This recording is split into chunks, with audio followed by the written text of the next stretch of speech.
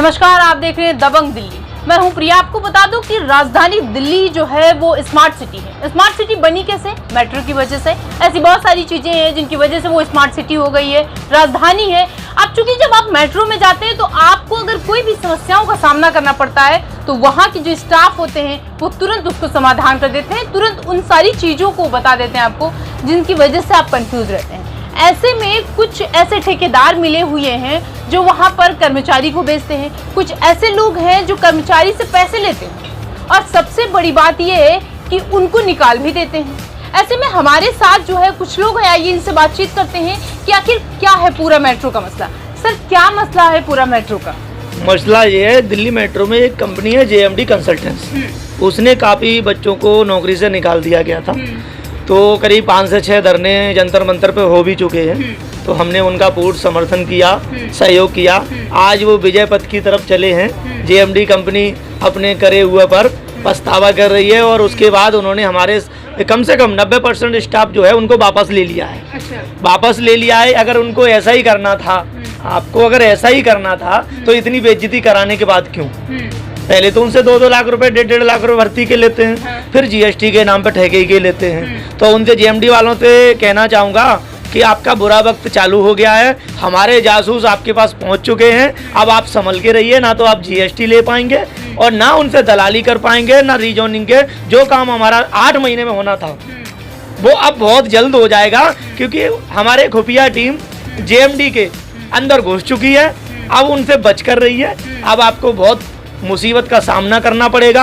आपकी हर 1 मिनट की अपडेट हमारे पास आती रहेगी। जब उन्होंने कर्मचारियों को निकाला होगा, या अगर हम बात करें ज्वाइनिंग की, तो ज्वाइनिंग का क्या प्रोसेस है? कितने पैसे देने पड़ते हैं? ज्वाइनिंग का ऐसा होता है, ये पैसे से होती है। ज्वाइनिंग इस तरीके से होती है, इन्होंने अपने दलाल छोड़ रखे हैं। दलाल अगर जो एजेंट होते हैं, एजेंट बना रखे हैं, तो एजेंटों से इनकी डील होती है। एजेंटों द्वारा इनकी डील होने के बाद तब जैसे आप जाएंगे JMD ऑफिस में सीलमपुर या नोएडा जाएंगे तो बोलेंगे मेरा बच्चा भर्ती होना है, तो ये बोल देंगे कि मेरे यहाँ कोई वैकेंसी नहीं है, और आप एजेंट को नीचे बाहर पैसे दे के आएंगे, सुपरवाइजर को पैसे दे देंगे, तो उसके बाद इनको तुरंत तुम्हारा नंबर आ जाएगा, फॉर्म भर देंगे और 8-10 दिन के अंदर आपका ID कार्ड वगैरह मिल जाएगा। तो मैं इनसे ये बोलना चाहूँगा, इतनी आपकी जाँच चालू हो चुकी है, उसके बाद आपने वापस क्यों लिया?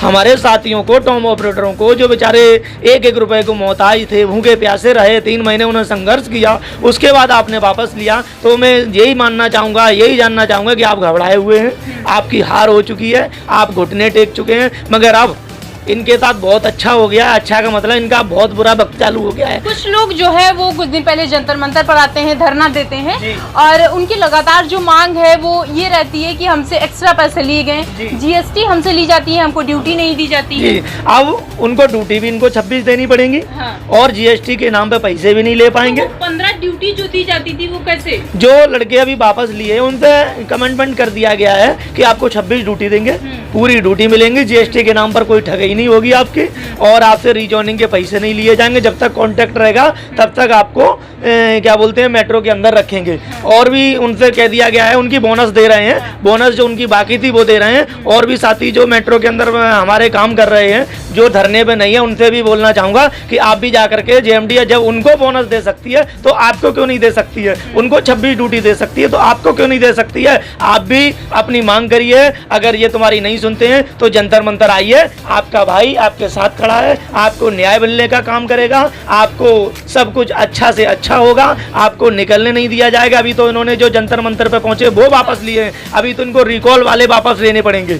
क्योंकि बबलू अभी जिंदा है, बबलू मरा नहीं, बबलू की लड़ाई जारी रहेगी। मैं JMD वालों से कहना चाहूँगा, अब सुधर जाइए कि अब लड़ाई अभी बाकी है, लड़ाई अभी पूरी नहीं हुई है। हमारी खुफिया टीम आपके पास पहुँच चुकी है, आप सतर्क हो जाइए। अब आप 2 नंबर का भ्रष्टाचार का काम नहीं कर पाएंगे। आपके सारे सुपरवाइजरों की संपत्ति की जांच होगी, आपके मैनेजरों की जांच होगी, सारी जांच होगी, आपको जेल जाना पड़ेगा। अब इनको लड़कों को भी इनकी औकात पता चल चुकी है। कुछ ऐसे बच्चे थे जो कह रहे थे कि हमारी सैलरी अगर मान लेते हैं हम 15 से 20 हज़ार आती है, तो जो ठेकेदार है उस पैसा निकलवा लेते थे और कैश ले लेते, कैश में लेते थे। अब इन्होंने जब कमेंटमेंट कर दिया है, देखो 2-2 लाख रुपए पहले से बेचारे दे के आए हैं, 3 महीने धक्के भी खाए हैं, तो उनको भी रोजगार की जरूरत है। मेरे पास सब मुझसे पूछ के गए हैं, सब ने मुझसे फोन किया, भैया मैं जाऊं, मैंने कि जाइए मगर अपना लक्ष्य मत तोड़िए। कह रहे भैया मैं बालाजी महाराज की कसम खा के कहता हूं अपना लक्ष्य नहीं तोड़ेंगे, आपके साथ खड़े रहेंगे, बेशक जेएमडी में ड्यूटी करेंगे आपके साथ। आपने मेरा भरपूर साथ दिया है। और मैं आपको जेएमडी वालों को ये और बोलना चाहूँगा कि वो सर्प होता है ना, सर्प की जब खोटी कर देते हैं ना तो अपना दाया नहीं भूलता है, दाया नहीं भूलता, कभी ना कभी तुम्हें वो डसेगा। तो मैं उनसे यही बोलना चाहूँगा, जो लड़कों के साथ अत्याचार किया, पुलिस द्वारा पिटवाया गया, पुलिस द्वारा पकड़वाया गया और तुमने इतने अत्याचार किए, 3 महीने तक बेचारे भूखे प्यासे रहे, तो वो भूलेंगे नहीं। अब हमारी टीम घुस चुकी है, आपका पतन का टाइम आ गया है, आपको जेल जाने का टाइम आ गया है, आप नहीं कमा पाएंगे, ना रीजॉइनिंग कर पाएंगे। अभी तो इनको ITI के थ्रू इनको ये भी बताना पड़ेगा कि हमारे पास कितनी शिफ्टें और कितना स्टाफ है। और मैं इनसे एक चीज़ और बोलना चाहूँगा, मैं कंपनी के मालिक हैं योगवीर सिंह जी, मैं उनसे बोलना चाहूँगा कि आप याद करिए एक दिन बबलू से आपने बात की थी फ़ोन पे, तब आपने तो आपकी वो बात रिकॉर्ड भी हो सकती है। आपने बोला था एक कंपनी है दिल्ली मेट्रो में NCS, वो भी हमारे कोई रिश्तेदार नहीं लगते हैं और वो भी हमारे कोई भाई बहन नहीं लगते हैं। देखो मेरी भ्रष्टाचार की लड़ाई है, भ्रष्टाचार खत्म करने की लड़ाई है। तो आज इनके खिलाफ, जिसके खिलाफ मुझे सबूत मिलेंगे, मैं लड़ाई जारी रखूंगा। तो इन्होंने ये बोला था कि NCS कंपनी पे आप ITI लगाइए, तो याद करिए वो रिकॉर्डिंग अगर मैंने किसी को दिखा दी तो आपकी क्या वैल्यूएशन रहेगी कि MD भी ऐसे बोल सकते हैं, कंपनी के मालिक भी ऐसे बोल सकते हैं। एक हमारा साथी था भोनू, उसको मार पीट के तो उनको पकड़ लिया गया था, तो हमने बहुत संघर्ष किया था। उसके बाद विजय को भी पकड़ लिया गया था, विजय हमारे साथ आया था। अब विजय से बात करके उसकी भी परिस्थिति खराब थी, उसको भी ले लिया गया है। विशाल मिश्रा एक लड़का था, वो एक्सपर्ट लड़का है, इनकी अब बैंड अच्छी तरीके से बजा देगा, बैंड इनकी बजाएगा, क्योंकि अब वो घुस चुका है। वह ड्यूटी में उन्होंने कह दिया कि भैया मैं तुम्हारे साथ हूँ, टेंशन मत लो, मैं इन्हीं के साथ ड्यूटी करूँगा और इनकी ही बैंड बजाऊंगा। आपके हर 1 मिनट की अपडेट आती रहेगी। और अपने सुपरवाइजरों को बोल दीजिएगा, सतर्क रहिए। आपकी अगर बाथरूम जाओगे ना तो आपकी वहाँ पे भी बात करोगे, उसकी भी वीडियो बन जाएगी। सिक्योरिटी है। ये बताइए कि कुछ लोग जो हैं वहाँ नकली आधार कार्ड लगा के भी। जी मैं आपको बताना चाहूँगा, ओरियन में एक सुपरवाइजर हैं और वो NCS में काम कर चुके हैं। तो मैंने एक FIR के द्वारा इसी से माध्यम से मैंने ये डॉक्यूमेंट निकलवाए। देखिए ये तो नकली है, देख लीजिए आप, NCS में लगे। हाँ ये अभी ओरियन में जो सुपरवाइजर से मैनेजर हो गए हैं। हाँ। ये देखो ये तो नकली है और ये इसमें असली है। अब इसमें देखिए पिताजी का नाम कृष्ण कुमार है असली वाले में, ठीक है। ये कौन जिम्मेदार है इसका? ये जिम्मेदार है, दिल्ली मेट्रो चेक नहीं करती है और जिम्मेदार में सबसे ज्यादा जो नौकरी लेता है उसको जिम्मेदार मानता हूँ। क्योंकि जब कंपनी के अंदर या किसी भी सरकारी विभाग में डॉक्यूमेंट जमा होते हैं तो उस पर स्वप्रमाणित होते हैं। स्वप्रमाणित का मतलब ये होता है कि हाँ नहीं, स्वप्रमाणित का मतलब ये है कि मैं भी जो साक्ष्य दे रहा हूँ वो सत्य है, वो असत्य नहीं है। अगर असत्य पाए जाते हैं तो मैंने जितना कंपनी से मेट्रो से मैंने काम किया है, सैलरी लिया, वो रिकवरी के जिम्मेदार होंगे। इनको पैसा वापस करना पड़ेगा, साइन करते हैं जी, इनको एक स्टाम्प भी देते हैं। तो मैं उनसे ये बोलना चाहूँगा कि आप सतर्क हो जाइए, आपका रिकवरी का टाइम आ गया है, आपको मेट्रो को पैसा वापस करना पड़ेगा, आपको जेल भी जाना पड़ेगा। और कुछ देखिए, कुछ एक दिल्ली मेट्रो के कुछ अधिकारी हैं, उनके रिश्तेदार हैं, ये रिंकू सिंह हैं, ये फर्जी डॉक्यूमेंट पे काम कर रहे हैं, ये उनके रिश्तेदार हैं। ये कह देते हैं मेरे मामा फलाने हैं, ठिकाने उच्च पद पे हैं। तो उनसे भी बोलना चाहूँगा, उच्च पद पे हैं तो उनकी वैल्यूएशन ना खराब करें। आप फर्जी काम पे काम करेंगे,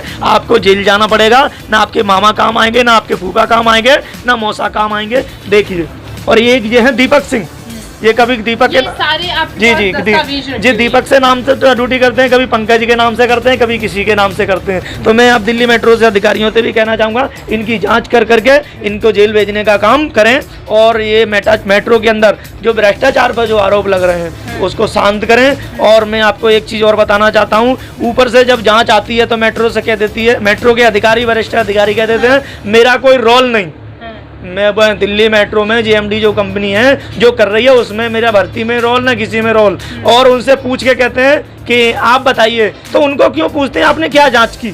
जैसा जेएमडी वाले कह देंगे वैसे ही आप मान लेंगे?